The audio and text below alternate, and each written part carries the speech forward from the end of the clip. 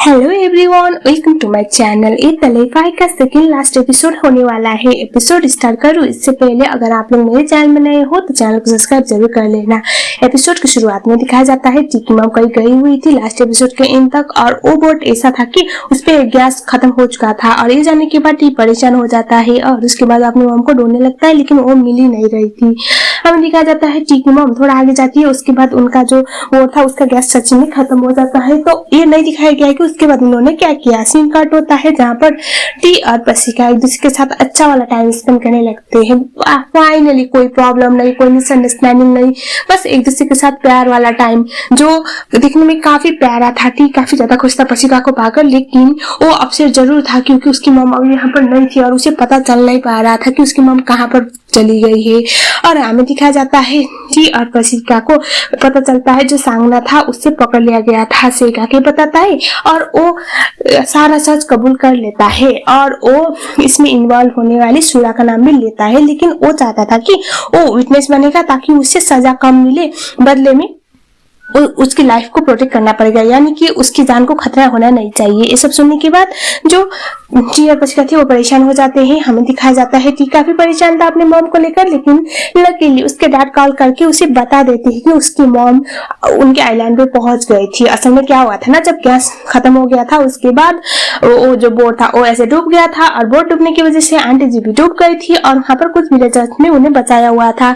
और टी के पापा जब वहाँ पहुंचे थे तो वो देखते हैं ये तो मेरी वाली बीबी है, और उसके बाद उन्होंने उनको संभाल लिया था। लेकिन मैडम जब अपने पति को, मतलब एक मरा हुआ पति को जिंदा देखती है तो वो तो वहीं पर बेहोश हो गई थी। और अभी टी के पापा बोलते हैं कि मैं उसका ख्याल रख लूंगा, तुम फिक्र मत करो, वहाँ की सारी चीजें सॉर्ट आउट करो, ऐसा वो बोल रही थी। टी को अब जाके थोड़ा अच्छा लग रहा था। इस सीन में दिखाया जाता है जब टी की मॉम उठती है तो वो वहाँ पर अपने पति को देख के उनका तो फिर से डर के मारे हालत खराब हो रहा था। उन्हें लग रहा था ये कोई भूत होगा। तभी टी के पापा बोलते कि मुझे टच करो, मैं गर्म हूँ या फिर ठंडा, मुझे बोलो, डेड बॉडी ठंडे होते हैं या फिर गर्म। वो बोलती कि तुम तो गर्म हो, और उसके बाद वो बोलती कि तुम मुझे फील कर पा रही हो। हाँ, और ये सब सुनने के बाद ठीक है पापा बोलते कि अगर मैं यहाँ पर सीधा सकता खड़ा हूँ तो मैं मर कैसे सकता हूँ। ये सुनने के बाद वो बोलती कि इसका मतलब तुम सच में जिंदा थे, और वो गुस्से के मारे जाने वाली होती है क्योंकि उन्हें लग रहा था उन्होंने धोखा दिया सबको, सबके इमोशन के साथ खेले, अब खुद जिंदा थे और टी को रुलाया ऐसा सोच के। लेकिन जब वो बताते हैं कि टी और पसिका को तो ऑलरेडी पता है, ये सुनने के बाद वो और ज्यादा शौक में आ जाती है। लेकिन वहां पर जैसे तैसे करके उन्हें रख लेते हैं और वो अभी उसे पॉल आइलैंड आने के लिए मना कर रही थी क्योंकि पॉल आइलैंड में अलग ही पंगे चल रहे होते हैं। हमें दिखाया जाता है खूबसूरत सी लड़की आती है पॉल आइलैंड में जिसका नाम था फा, और जिसको देख के पॉल आइलैंड के हर एक लड़के तो लड़की अभी फिदा हो रही थी। और ये थी टी की एक पुरानी दोस्त, बहुत खूबसूरत थी और टी के साथ काफी अच्छे से प्यार से बात कर रही होती है। ये फॉरेन से अभी रिसेंटली आई थी और टी और वो बात कर रही होती है और अभी पसिका के स्टेज में आके उन दोनों को ऐसी हरकतें दिखा देती है। पसिका को तो काफी बुरा लग रहा था क्योंकि दोनों तो काफी लवी डबी होकर बातें कर रही थी। टी देख लेता है और उसके बाद वो पसिका के पास आता है और वो पसिका को सॉरी बोलता है और वो बोलता है कि असल में क्या हुआ ना, तुम मुझे तो कॉन्फेस कर ही नहीं रही थी, मुझे लगा, मैं चेक करना चाहता था कि तुम मुझसे सच्ची में कितना प्यार करती हो, और मैंने देख लिया, मैं बस तुम्हें जेलस कराने के लिए उसके साथ ड्रामा कर रहा था, ट्रस्ट मी। ये सुनने के बाद पसिका को और भी गुस्सा आता है, टीवी से गले लगा के कंसोल कर रहा था। बाद में वो फा के पास ले जाके उसे सारा सच बताने के लिए बोलता है। फा बोलती है कि मैं तो नहीं चाहती थी ऐसा करना, लेकिन टी ने बोला कि थोड़ा और फ्लर्ट करो तो मैं क्या करती, बोलती है। और उसके बाद वो बोलती है कि देखो इसमें मैं इन्वॉल्व नहीं हूँ, और टी बोलता है कि हाँ ठीक है, अब तुम मेरे साथ जो भी करना चाहो कर सकती हो। तो पसिका एक लाठी लेती है और टी को बहुत बुरी तरह से मारने लगती है क्योंकि उसने बहुत भद्दा मजाक किया था जिसकी वजह से पसिका के तो दिल ही टूट गए थे। हमें दिखाया जाता है नेक्स्ट वाले सीन में नेक्स्ट डे अभी वापस आने के लिए रेडी हो रही होती है और वो बोलते हैं कि मैं जल्दी वापस आऊंगी जब तुम्हारे बेबी होगा ना तब। ये सुनने के बाद पसिका बोलती है कि किसने बोला मैं इसके साथ बेबी करूंगी। टी बोलता है कि अभी नहीं तो कभी ना कभी तो करोगी ना, बोल के उसके साथ मजाक कर रहा था। चली जाती है। अब एक पैरेलल सीन जहां पर ऐसा दिखाया जाता है कि सिर्फ उन बंदों को पकड़ लेता है जो बॉम्ब बनाने में इन्वॉल्व थे सांगना के साथ और जिन्होंने असल में उसे हायर किया हुआ था। मेन बंदे को तो ये लोग पकड़ नहीं पाते क्योंकि उसके खिलाफ कोई भी एविडेंस नहीं मिलता। उसके जो भी एम्प्लॉइज थे वो सारे इंजाम ले लेते हैं और अपने बॉस को कुछ भी नहीं इन्वॉल्व करवाते, जिसका नाम सोमबोन था। लेकिन वो लोग जब उसे अरेस्ट करके जा रहे होते हैं तो एक गाड़ी आके उसे उड़ा देता है, जिस बात की वजह से दोनों ऑन द स्पॉट मारे जाते हैं। टी और पसिका को जब इसके बारे में पता चलता है तो वो लोग काफी ज्यादा परेशान होते हैं, लेकिन फिर भी ये लोग डिसाइड करते हैं कि किसी भी कीमत पर फाइट बैक करनी है।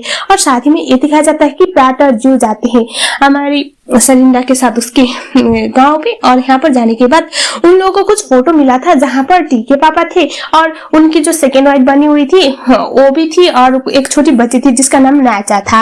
और आप लोगों के लिए मैं बता दूं कि जो नैचा है वो सरिंदा है। क्या हुआ था ना, जब उन टी के पापा की जो सेकेंड वाइफ थी वो मर गई थी, तो उस टाइम पे सबको लगा था कि बच्ची भी मारी जा चुकी है, लेकिन बच्ची बच गई थी और उससे सुरा ने नाम चेंज करके उसे बाल बच के बड़ा किया था। अब हमें ऐसा सीन दिखाया जाता है कि यहाँ पर एक दूसरे के पीछे चले जाना, और अभी भी वो जो पैसे का घपला करने वाला मामला वो शांत हो नहीं रहा था। सूरा का नाम सांगना ने ले तो लिया था, लेकिन वो बाद में उसको भी कोई शूट कर देता है टी की आंखों के सामने, और दिखाया नहीं कि किसने शूट किया थी। और बसिका की जान 2 बार खतरे में आ चुकी थी, लेकिन जैसे तैसे ये लोग सर्वाइव कर जाते हैं। अभी भी ये पता नहीं चल रहा था कि असल में कौन था जो इस यहाँ पर आइलैंड पे पैसों का घपला कर रहा था। टी और बसिका से जीव प्राट सब लोग इसके पीछे लगे हुए थे। हमें दिखाया जाता है सूरा भाग चुकी थी। सूरा को अभी होटल का मैनेजर, आइलैंड का मैनेजर ही हेल्प करता है। सूरा को पहले लग रहा था ये उसे पकड़वा देगा, लेकिन वो उसे भरोसा दिलाता है कि मैं तुम्हें नहीं पकड़वाऊंगा, डरो मत। अगर पकड़वाना होता तो कब का मैं पुलिस को बुला चुका होता, ऐसा बोल के उसे समझाता है। और उसके बाद उसे कुछ खाने को देता है, लेकिन जब वो खाती है तो वो वहीं पर बेहोश हो गई। इसका मतलब हम ये तो जरूर समझ सकते हैं कि इसके इरादे कुछ अच्छे नहीं थे।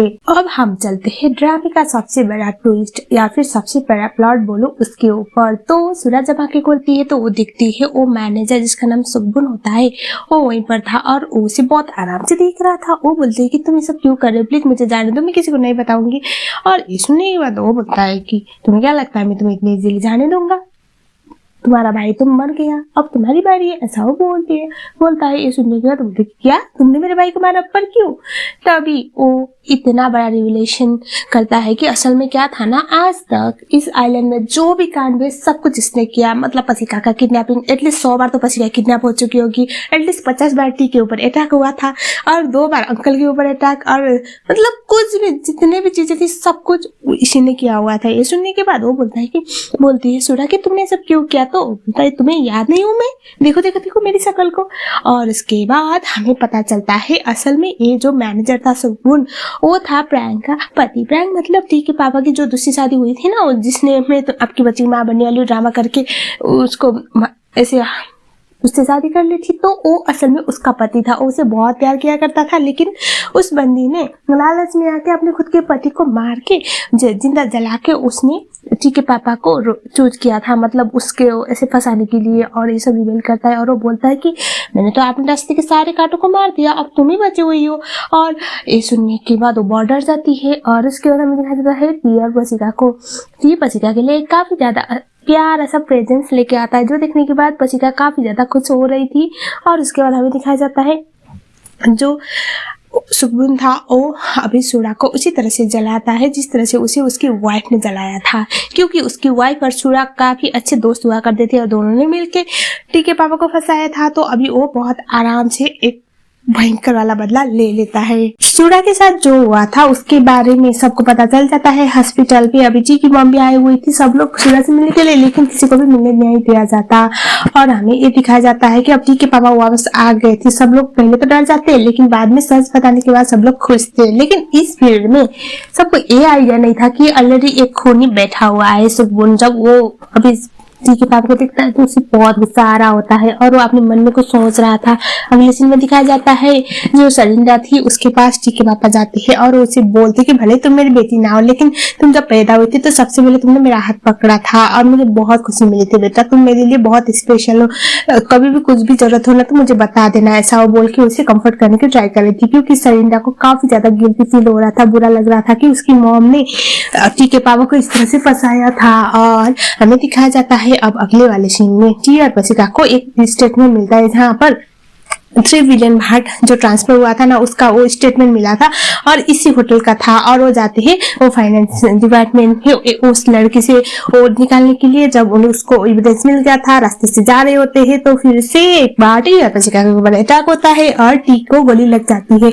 अब हमें हॉस्पिटल में दिखाया जाता है, टी का ऑपरेशन होता है। ऑपरेशन होने के बाद टी ठीक हो गया था, लेकिन थोड़ा कमजोर था। अभी टी की मॉम अभी जो पशिका थी उसे लेकर थोड़ा सॉफ्ट हो चुकी थी और वो उसे बोलती कि तुम यहाँ पर रहो और मैं कुछ खाने को ले आती हूँ इसके लिए। और जो देख के टी को बहुत अच्छा लग रहा होता है।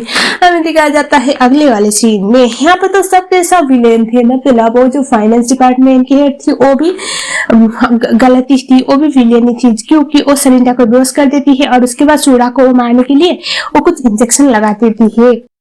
हमें दिखाया जाता है अब ये मैनेजर अपना असली रंग दिखाता है। टी को गोली मारने की ट्राई करता है हॉस्पिटल पे आके, लेकिन यहाँ पर से कहा गया था। और यहीं पर हम ये वाला पार्ट ख़त्म कर रहे हैं। और साथ ही में ये भी दिखाया गया है कि जो सूरा थी उसे जो फाइनेंस डिपार्टमेंट की हेड थी वो कुछ गलत इंजेक्शन देके उसे भी मरवा देती है। तो गाइज यहीं पर ये वाला पार्ट ख़त्म हो गया और ये इस ड्रामे का सेकेंड लास्ट पार्ट था, जहाँ पर मैंने 3 एपिसोड के समेटा हुआ है। इसका जो लास्ट पार्ट है मैं जितनी जल्दी हो सके लाने की ट्राई ज़रूर करूँगी, क्योंकि अभी मेरा एग्ज़ाम चल रहा है और मुझे बहुत ज़्यादा मेहनत करनी पड़ रही है वीडियो बनाने के लिए। जैसे ही टाइम मिलेगा मैं आप लोगों के लिए इसका लास्ट पार्ट लाऊंगी। सो ड्रामा फाइनली ख़त्म होने को है, तो आप लोग ये ज़रूर बताना कि आपको ये ड्रामा कितना पसंद आया। चैनल में नए हो तो चैनल को सब्सक्राइब जरूर कर लेना। मिलते हैं नेक्स्ट वीडियो में, तब तक के लिए ओके बाय।